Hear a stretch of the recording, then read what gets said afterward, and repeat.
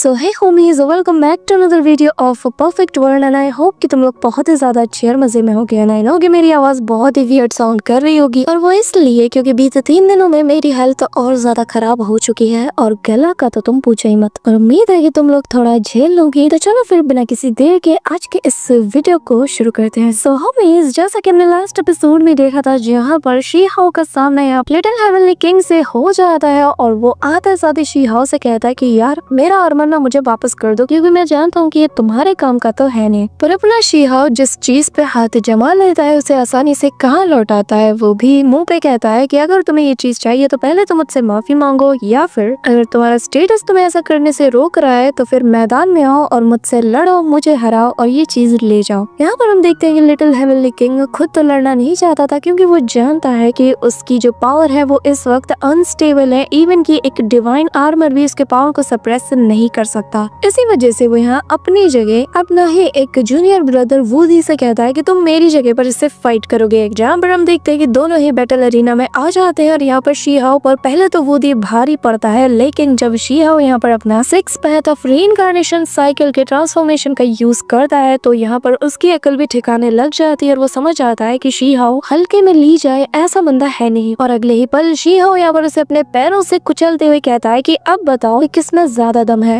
और अब आगे सो होमीज, हमारे इस एपिसोड के स्टार्टिंग में हम देखते हैं कि आसमान से एक तेज बिजली गिरती है और यहाँ पर उस येलो लाइटिंग के साथ ही एक वॉइस सभी को बताती है कि फिलहाल के लिए बेहतर यही होगा कि आप सभी लोग फाइट करना बंद कर दें। यहाँ पर हम देखते हैं कि शी हाओ भी इस बात को जाने देता है, लेकिन यहाँ पर वो वूडी को उठाता है और उस बैटल एरिना से दूर पटक देता है, जिस वजह से उसकी बॉडी वापस से ह्यूमन में ट्रांसफॉर्म हो जाती है और वो जमीन पे जा गिरता है। वही यहाँ पर इमॉर्टल एकेडमी के जो लीडर्स थे उनकी अकल भी ठिकाने लग चुकी होती है और वो लोग कह रहे होते हैं कि वाकई में हुआंग एक ट्रूली जीनियस है। पर मुझे जानना है कि हेवनली गॉड एकेडमी के जो बाकी के डिसाइपल्स हैं वो लोग आखिर कितने ज्यादा माहिर है। कि तभी दूसरा बंदा कहने लगता है कि हाँ बात तो तुम्हारी ठीक है, लेकिन ऐसे रूमर्स भी सुनने को मिल रहे हैं कि यहाँ पर ये जो फेरी किंग ही है ये असल में ब्लू मून फेरी की रीइंकार्नेशन है। न जाने इस बात में कितना ज्यादा दम होगा, लेकिन वो कहते हैं ना कि बिना आग के तो धुआं भी नहीं उठता। अब यहाँ पर हम देखते हैं कि शी हाओ के वो दोस्त साथ ही वो फैड गाय इन लोगों को चढ़ाते हुए कहने लगता है कि जरा देखो, इमॉर्टल एकेडमी का जो फर्स्ट डिसाइपल है उसे हमारे हुआंग ने हरा दिया। अब बोलो, तब तो बड़ा उछल रहे थे। यहाँ पर हम देखते हैं कि इमॉर्टल एकेडमी का एक बंदा कहने लगता है कि ज्यादा बोलने की जरूरत नहीं है मोटे, हमें पूरा यकीन है कि तुम्हारे हुआंग ने कोई ना कोई स्पेशल टेक्निक का यूज किया होगा ताकि वो हमारे फर्स्ट ब्रदर वूडी को हरा सके। यहाँ पर हम देखते हैं कि जो लिटिल हेवनली किंग है वो कहने लगता है कि नहीं, असल में वूडी के जो स्किल्स हैं वो हुआंग पर असर नहीं कर रही, उसके स्किल्स में इतना दम ही नहीं कि वो लोग हुआंग का कुछ बिगाड़ पाए। इसी के साथ वो अपने शी हाओ की तरफ देखते हुए कहने लगता है कि ठीक है, फिर मैं उस आर्मर को फिलहाल के लिए तुम्हारे पास से छोड़ रहा हूँ, लेकिन जब तुम दाओ रेलम के पीक पे पहुंच जाओगे या फिर मेरी बराबरी तक अपनी कल्टीवेशन को ले जाओगे तब मैं तुमसे इसके लिए फाइट करूंगा और तब डिसाइड होगा कि इसका विनर कौन है। यहाँ पर शी हाओ भी मान जाता है और फिर वो भी नीचे आ जाता है। जहाँ पर आते साथ ही वो फैड गाय उसकी तारीफें करता है और कहता है कि यार तुम तो दिन ब दिन और ज्यादा स्ट्रॉन्ग होते जा रहे हो, अब तो मुझे तुम्हारे सामने खड़े होते हुए भी डर लगता है। तभी यहाँ पर हम देखते हैं कि दूसरे सेक्ट के कुछ एल्डर्स आ जाते हैं और यहाँ पर आते साथ ही शी हाओ की तारीफ करते हुए कहते हैं कि तुम्हारे जैसे जीनियस को बहुत ही कम देखा जाता है, इवन की सालों बीत जाते हैं लेकिन तुम जैसा कोई एक ही दिखने को मिलता है। सुनने में आया है कि तुम्हें अभी तक अपने मन मुताबिक कोई अच्छा सेक्ट नहीं मिला, तो तुम्हारा हमारा सेक्ट के बारे में क्या ख्याल है? जानता हूँ हमारे इमॉर्टल एकेडमी के साथ तुम्हारे रिलेशन अच्छे नहीं है, लेकिन हम तुम्हारे लिए अरेंजमेंट्स कर सकते हैं। कि तभी हम देखते हैं कि दूसरा जो सेक्ट होता है उसका एल्डर कहता है कि नहीं नहीं, इसकी बात पे ध्यान मत दो, क्योंकि जो इमॉर्टल सेक्ट के एंशिएंट सीड्स है उन्हें ऑलरेडी डिवाइड कर दिया गया है, तो तुम्हारे लिए वहाँ पर कुछ खास बचा नहीं है। जिस पर हम देखते हैं कि इमॉर्टल एकेडमी का एल्डर कहता है कि चिंता मत करो, जैसे ही हमें दूसरी एंशिएंट सीड मिलेगी तो उसे सबसे पहले तुम्हें ही दिया जाएगा और हमारी टॉप प्रायोरिटी तुम ही होगे। जिस पर सेक्रेट एकेडमी का एल्डर कहता है कि नहीं नहीं, इनकी बात छोड़ो, तुम्हें हमारे एकेडमी के साथ आना चाहिए। अब हम देखते हैं कि ये दोनों एल्डर्स आपस में ही बहस करने लगते हैं। कि तभी यहाँ पर जो सेक्रेट एकेडमी के एल्डर है वो कहने लगते हैं कि अगर तुम हमारे सेक्ट को और हमारे जो एल्डर्स हैं उनके कहने पर चलते हो तो तुम्हें हम कल्टीवेशन के पीक तक जाने में बहुत ज्यादा हेल्प करेंगे, साथ ही कल्टीवेशन के इस एरा में जो टॉप मेथड्स हैं हम तुम्हें वो भी सिखाएंगे। जो सुनकर मॉडल एकेडमी का एल्डर कहता है कि अच्छा, तुम्हारे जैसे ये जगह बड़े खाली हैं, मुझसे तो बड़ा कह रहे थे, क्या मुझे नहीं पता कि ये सारे स्लॉट्स ऑलरेडी फुल हो चुके हैं, तो तुम इसे ले जाकर कहाँ बिठाओगे, अपने सर पे?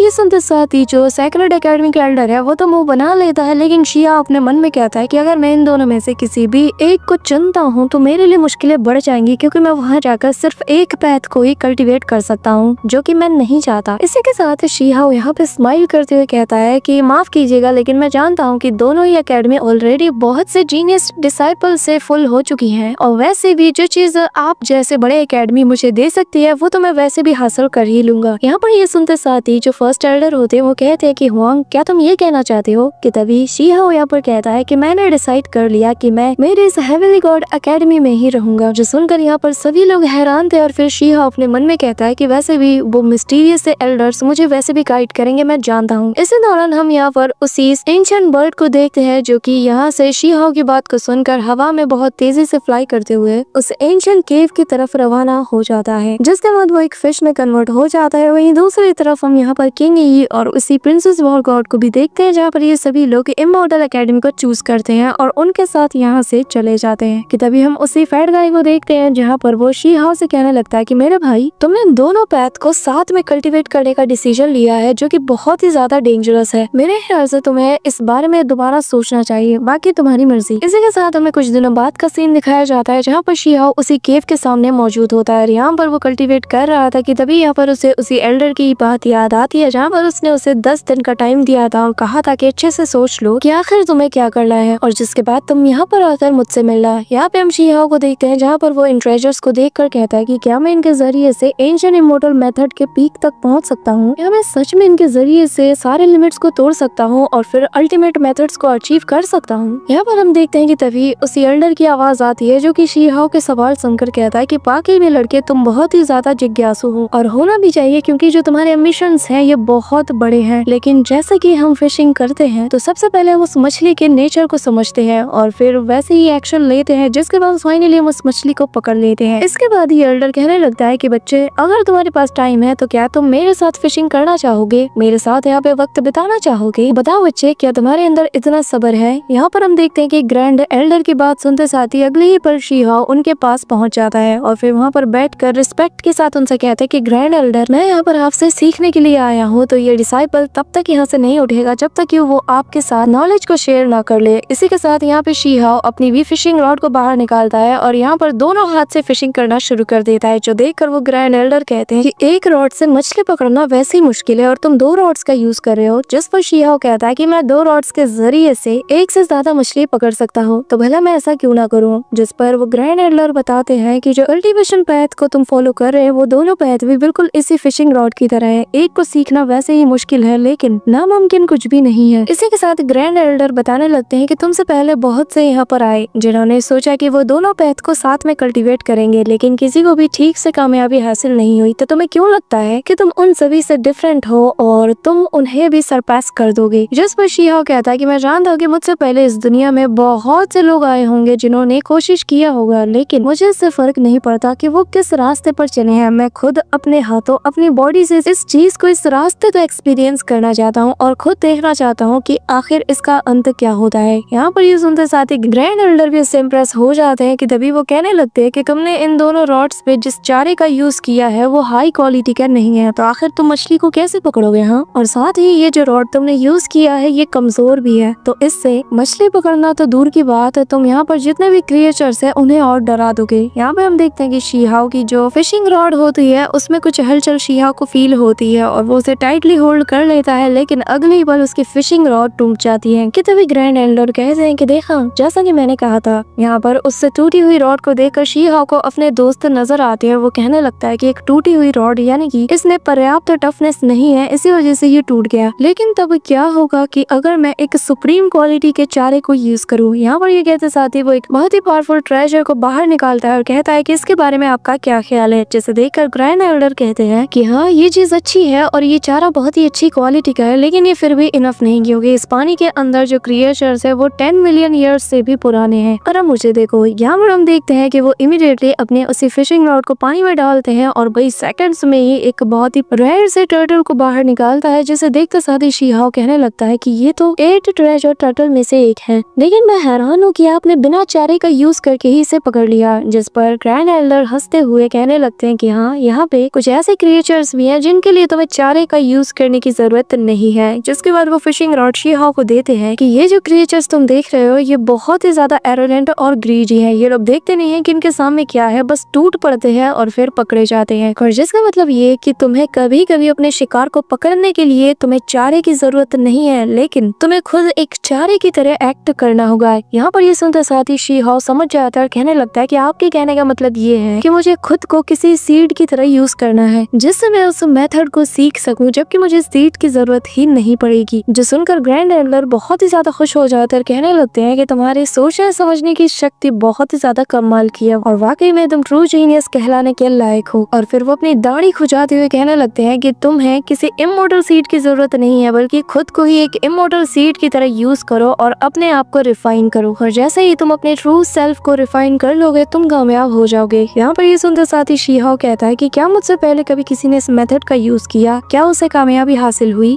जिस पर ग्रैंड एल्डर बताने लगते हैं कि तुमसे पहले जिन्होंने भी इस मेथड का यूज किया, आधे लोग तो बीच में ही मारे गए, और जिन लोगों ने इस रिफाइनिंग प्रोसेस को करने का सोचा, उनकी बॉडी बुरी तरीके से रिएक्ट करने लगी और वो रिफाइनिंग के इस प्रोसेस को झेल नहीं पाई और वो भी मारे गए। यहाँ पर ये सुनते साथ ही शी हाओ उन्हें रिस्पेक्ट देता है और कहने लगता है कि मुझे पता चल गया कि अब मुझे इस पैथ को कल्टीवेट कैसे करना चाहिए, और मुझे और ज्यादा रीजंस मिल गए हैं कि क्यों मुझे इस पैथ को चुनना चाहिए। इसी के साथ हम देखते हैं कि ग्रैंड एल्डर जाने से पहले उसे 2 मेथड देते हैं और कहने लगते हैं कि इनका यूज करो, उम्मीद है कि तुम्हें कामयाबी जल्दी हासिल होगी। और हम देखते हैं कि जो लेफ्ट साइड में होता है उसे बोन टेम्परिंग मेथड कहा जाता है, एक ऐसी सीक्रेट टेक्निक जिसके जरिए से बोन्स एंड मसल्स को रिफाइन किया जाता है। साथ ही जो राइट साइड में मेथड है उसे स्पिरिट टेम्परिंग मेथड कहा जाता है, जिसके जरिए से प्रीमोर्डाइल स्पिरिट को रिफाइन किया जाता है। इसी के साथ ग्रैंड एल्डर जाते हुए बताते हैं कि ये जो मेथड तुम्हें मैंने दिए हैं, अगर तुम इन्हें रिफाइन करके कामयाबी हासिल करना चाहते हो तो इसके लिए तुम्हें इमॉर्टल हिल में जाकर उस एंशिएंट बैम्बू, साथ ही उस गोल्डन फ्रूट की तलाश करनी होगी, क्योंकि वो एविल डिस्पेलिंग डिवाइन बैम्बू और वो येलो स्प्रिंग फ्रूट, ये दोनों तुम्हारे लिए बहुत ही कारगर साबित होंगी। इसी के साथ सीन शिफ्ट होता है और हमें इमॉर्टल हिल का सीन दिखाया जाता है, जहाँ पर एक वॉर गॉड के इम्प्रिंट्स मौजूद होते हैं, जिसके बारे में यहाँ पर बाकी के लोग भी बात कर रहे थे कि तभी उनमें से कुछ लोग कहने लगते हैं कि लगता है कि यहाँ पर जो लिटिल हेवनली किंग है वो यहाँ पर अपनी बॉडी को रिफाइन कर रहा है, क्योंकि उसके अलावा और कौन ही यहाँ पे आ सकता है। अभी यहाँ पर ये लोग ये बात कर ही रहे होते हैं कि तभी हम इमॉर्टल सेक्ट के अंदर उसी प्रिंसेस वॉर गॉड को देखते हैं, जो कि कहने लगती है कि न जाने वो कौन ही होगा जो कि यहाँ इतने रेयर जगह पर कल्टीवेट कर रहा होगा, और पता नहीं उसकी हेल्प के लिए ये लोग कहाँ से आ गए। कि तभी जैसे ही वो नजर दौड़ाती है और वो कहने लगती है कि अचानक से मुझे ये लड़का इतना फेमिलियर क्यों लग रहा है, और हम देखते हैं कि असल में ये बंदा और कोई नहीं बल्कि अपना शी हाओ है, जो कि यहाँ पर अपनी बॉडी को रिफाइन कर रहा था, जहाँ पर वो बोन टेम्परिंग टेक्निक और पेयरलेस सील टेक्निक दोनों का यूज कर रहा था। और यहाँ पर उसे करता हुआ देखकर वो फैट गाय कहने लगता है कि क्या बात है, लगा नहीं था कि दोबारा से मेरे दोस्त के दर्शन मुझे यहाँ पे होंगे। इसी के साथ हम देखते हैं कि शी हाओ ने फाइनली अपनी बॉडी एंड बोन्स को पूरी तरीके से रिफाइन कर लिया था, जिस वजह से यहाँ पर एक पावरफुल एनर्जी रिलीज होती है। और फिर वो उसी फैट गाय की तरफ बढ़ते हुए कहता है कि क्या बात है, तुम लोग भी यहाँ पे आए हो? असल में बस यहाँ पर उस इविल डिस्पेलिंग डिवाइन बैम्बू की तलाश में आया था, तो सोचा यहाँ पर रिफाइनिंग टेक्निक का यूज कर लूं, क्या तुम लोग करना चाहोगे? जिस पर वो रैबिट गर्ल उसे चढ़ाती हुई कहती है कि हम तुम्हारी तरह पागल नहीं है जो ऐसे खतरे को मोल ले। कि तभी यहाँ पर हम उसे प्रिंसेस वॉर गॉड और यहाँ पर मिस वैंक्स और बाकी के वॉर गॉड्स को भी देखते हैं, जहाँ पर वो कहते हैं कि हम भी इसे ट्राई करेंगे। और फिर वो लोग भी यहाँ पर उनके नीचे बैठ कर कल्टिवेट करना शुरू कर देते हैं, लेकिन यहाँ पर इन्हें अपनी बॉडी पर बहुत ज्यादा पेन होने लगता है। कि तभी दूर से इमॉर्टल एकेडमी और यहाँ पर जो सेक्रेड एकेडमी है उनके एल्डर्स शी हाओ को देखकर कहने लगते हैं कि हमें लगा था कि ये जगह सिर्फ लिटिल हेवनली किंग के लिए ही सूटेबल है, क्योंकि उसके अलावा कोई भी इस प्रेशर को झेल नहीं सकता, लेकिन लगा नहीं था कि तुम भी ये कर पाओगे। और जिसका मतलब ये है कि तुमने अपने दाव बोन को बहुत ही अच्छे से रिफाइन कर लिया है और अब ये पूरी तरीके से अवेकन हो चुकी हैं। और बच्चे, एक बार तुमने उस एविल डिस्पेलिंग डिवाइन बैम्बू को ढूंढ लिया तो ये तुम्हारी फिजिकल स्ट्रेंथ के लिए बहुत ही अच्छा होगा और फ्यूचर में तुम्हारे पास बहुत ही रेयर अपॉर्चुनिटीज वेट कर रही है। यहाँ पर इन सभी की बात सुनकर शी हाओ कहता है कि एल्डर्स, आप सभी के गाइडेंस के लिए शुक्रिया। इसी के साथ शी हाओ जाते हुए कहने लगता है कि जब मैं यहाँ पर उस बैम्बू ट्री को ढूंढ लूंगा और उसे ले आऊंगा तो फिर उसे मीट के साथ रोस्ट करके खाएंगे। जिसके बाद शी हाओ यहाँ से चला जाता है और सीन शिफ्ट होता है और हमें उसे इमॉर्टल हिल के बाहर का सीन दिखाया जाता है, जहाँ पर शी हाओ जैसे ही पहुँचता है तो उससे लोगों के हंसी मजाक की आवाजें आती हैं। और यहाँ पर कुछ लोग कह रहे होते हैं कि हमने सेक्रेट एकेडमी के उस बंदे को पैरों तले बिल्कुल रौंद दिया, कितना मजा आया ना। और तभी यहाँ पर पर्पल कलर में कुछ स्पिरिट्स नजर आती हैं, जो कि हीरोइक स्पिरिट्स है, जो कि यहाँ पर लोगों की बॉडी को पोजेस करती है और उन्हें परेशान करती है। और यहाँ पर ये जो एंशिएंट घोस्ट है ये किसी को भी छोड़ती नहीं, जो देखते साथ ही शी हाओ यहाँ से निकलने लगता है। इसी के साथ शी हाओ इनसे एस्केप करते हुए कहता है कि एक बार इनके चंगुल में कोई फंस गया तो वो काफी घंटों तक यहाँ पर उलझ के रह जाएगा। और फिर शी हाओ अपने पास से एक स्वॉर्ड निकालकर इन सारे स्पिरिट्स पर अटैक कर देता है, जो देखकर ये स्पिरिट्स भी कहती हैं कि आखिर इसके पास ये रिपेलिंग स्वॉर्ड कहाँ से आ गई, हम तो यहाँ पर इसके मजे लेने आए थे और देखो ये तो हमें ही रेजिस्ट कर रहा है। कि तभी हम देखते हैं कि शी हाओ अपना एक पाम अटैक रेडी करते हुए कहता है कि वो क्या है ना कि तुम्हारा पाला अब तक मुझ जैसे से नहीं पड़ा। और कुछ ही देर में शी हाओ उन सारे स्पिरिट्स को यहाँ से भगा देता है और कहने लगता है कि न जाने मेरा सामना ही ऐसे लोगों से क्यों होता है। कि तभी शी हाओ के सामने एक वॉल होती है जिसे कि जैसे ही वो टच करता है अचानक से जो पेंटिंग में ओल्ड मैन बने होते हैं वो कहने लगते हैं कि तुम मुझसे कुछ भी सवाल पूछ सकते हो लेकिन एक से ज्यादा नहीं, और अगर पूछते भी हो तो वो मेरे मूड पे डिपेंड करेगा कि मैं जवाब दूंगा या नहीं। यहाँ पर शी हाओ कहता है कि क्या आप सच में अलाइव हैं, जिस पर वो बंदा कहता है कि हाँ मैंने अपनी थोड़ी सी कॉन्शियसनेस को बचा के रखा था जिस वजह से तुम कह सकते हो कि मैं जिंदा हूँ। इसी के साथ वो यहाँ पर ऊपर की तरफ इशारा करते हुए कहता है कि जिस चीज की तलाश में तुम यहाँ पर आए हो वो तुम्हें वहाँ पर मिलेगी। और यहाँ पे ये देखते साथ ही शी हाओ उसमें जंप करके एक दूसरा रियलम में पहुंच जाता है। यहाँ पर वो ओल्ड मैन उसे बताता है कि जितने ज्यादा स्ट्रॉन्ग तुम होगे तुम्हारा ट्रायल उतना ही ज्यादा स्ट्रॉन्ग होगा, तो कुछ भी करने से पहले एक बार अच्छे से सोच लेना। यहाँ पर शी हाओ तेजी से आगे बढ़ता है जहाँ पर हम देखते हैं कि कुछ बहुत ही पावरफुल स्पिरिट्स जो कि क्रिएचर्स की होती है वो यहाँ पर इंट्रूडर समझकर शी हाओ पर अटैक करती हैं, जिन्हें देखते साथ ही शी हाओ यहाँ पर थंडर एम्परर के आर्मर को पहन लेता है और यहाँ पर उसके स्वॉर्ड से इन पर अटैक करता है, जिससे एक ही बार में ये सारे स्पिरिट्स से ढेर हो जाती हैं। और शी हाओ उस स्वॉर्ड को पकड़ते हुए कहता है कि न जाने इस स्वॉर्ड का ओरिजिन आखिर क्या होगा, अगर आज ये मेरे पास ना होता तो शायद ये जो स्पिरिट्स हैं ये मेरी बॉडी को बहुत बुरा डैमेज कर देती। यहाँ पर शी हाओ आगे बढ़ जाता है और वो उसी बैम्बू पीक पे पहुंच जाता है, यहाँ पर कि वो डिवाइन बैम्बू एसेंस मौजूद था, जहाँ पर हम देखते हैं कि जमीन को फाड़ते हुए एक जायंट सा क्रिएचर बाहर निकलता है जो कि ह्यूमन से जैसा लग रहा था। लेकिन यहाँ पर वो आते साथ ही शी हाओ से कहता है कि तुम्हें अपने ट्रू सेल्फ के साथ मुझे हराना होगा और मुझे हराने के बाद ही तुम इस बैम्बू एसेंस को अपने साथ ले जा सकते हो। यहाँ पर हम देखते हैं कि ये एक एंशिएंट पपेट होता है जिसकी बॉडी डार्क इमोर्टल गोल्ड से बनी थी, जो देखकर शी हाओ भी हैरान था। और अब ये बंदा शी हाओ को फाइट के लिए चैलेंज करता है। शी पूछता है कि तुम तो इस एरा के नहीं लगते, तो आखिर क्या कर रहे हो यहाँ पे, जिस पर वो बताने लगता है कि मैं एंशिएंट टाइम का एक इमॉर्टल हूँ जो कि अपने मास्टर को फॉलो करते हुए ऐसे ही एक जगह पर आ गया क्योंकि मुझे भी वही बैम्बू एसेंस चाहिए था। मैं यहाँ पर इसके लिए आया था ताकि इसके जरिए से मैं उस कर्स को पूरी तरीके से तोड़ सकूं, लेकिन फिर मुझे एक पपेट बना दिया गया और तब से लेकर आज तक मैं यहाँ पर गार्ड कर रहा हूँ इस चीज को, ताकि जो लोग भी इसके लिए यहाँ पर आए मैं उन्हें रोक सकूं। यहाँ पर शी हाओ उसकी बातें सुनकर कहता है कि आखिर एक इमॉर्टल जो कि एंशिएंट टाइम का है वो एक स्ट्रेंज कर्स को क्यों तोड़ना चाहेगा। तभी यहाँ पर वो पपेट मैदान में उतर जाता है और कहने लगता है कि अपनी इस तलवार को आगे रखो और अपने ट्रू सेल्फ में आओ, क्योंकि पहला स्टेज हमारे बीच कॉम्बैट का हो, जिसके बाद हम दूसरे राउंड की तरफ बढ़ेंगे। यहाँ पर हम देखते हैं कि शी हाओ भी पूरी तरीके से प्रिपेयर हो जाता है और मैदान में कूद पड़ता है, जिसके बाद वो अपनी कुनपेंग टेक्निक का यूज करता है, जहाँ पर वो उन सारे क्रिएचर से एक के बाद एक इस पर दे दनादन अटैक करवाता है, जिससे उस इमॉर्टल को कोई फर्क नहीं पड़ता। लेकिन शी हाओ भी नहीं रुकता, जो देखते साथ ही ये पपेट यहाँ पर अपना सेकंड स्टेज यानी कि वॉइड दाव को एक्टिवेट कर लेता है, जहाँ पर हम देखते हैं कि जैसे ही शी हाओ का वो बीस्ट उस पे अटैक करता है तो वो बहुत इजीली उसके अटैक को रेजिस्ट कर लेता है, जो देखकर शी हाओ कहता है कि हमारे बीच का जो कल्टीवेशन गैप है ये बहुत ज्यादा है और मुझे जल्द से जल्द इसे हराना होगा। लेकिन तभी हम देखते हैं कि इस